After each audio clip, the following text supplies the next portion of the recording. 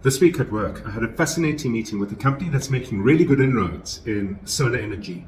They have a complete understanding of the panels, they have a complete understanding of the software that enables you to read whether the panels are functioning or not functioning, the sources to the batteries, the inverters, how to do switches across from grid to battery, etc. and so forth.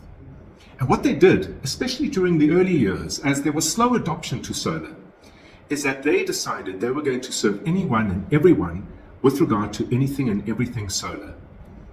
The frustration that they're experiencing is that today their business, with its long establishment, has become nothing to anyone. So we spoke about how you position a business in a highly contested, fast-growing, competitive environment. And if we look at it from the principle of an asset of value, that being a business that has income growth, has capital value appreciation, and can become largely independent of you, the business owner, so to be sure that what you're building today can be sold in the future so you can legitimately monetize your years of investment and risk in the business itself. We spoke extensively about that.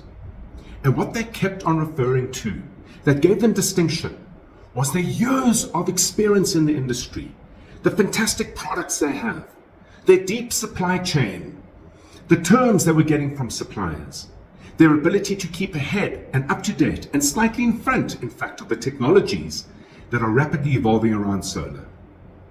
And that's not what positioning is about. The world that we live in, the economy we live in, is all about the experience you create for customers and clients.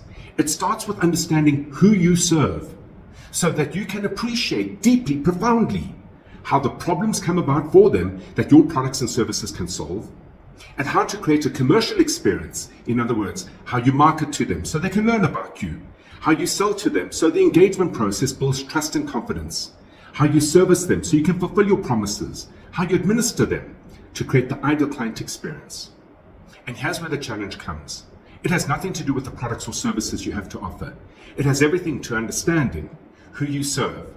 And the best example that got this through was found through a simple tin of baked beans. We got the team around the table and very quickly said, baked beans are baked beans are baked beans. Other than price and a few changes or shifts in the picture on the label, how do you distinguish who it is you serve? And what they produced was really interesting. This particular tin of baked beans is for a family with 2 kids that need to get the food down the kids in order not to be late for school.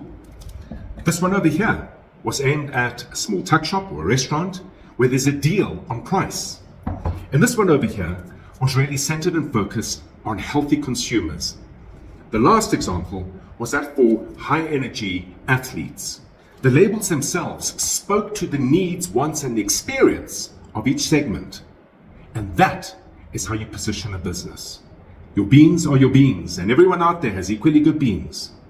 Who you target and how you target them, and the experience you create for them is what distinguishes your business, allows it to grow and deepen into that segment, eventually dominate that segment, and earn fantastic multiples 5, 10, 15 years when you're choosing to exit. Until next week, have an entrepreneurial day.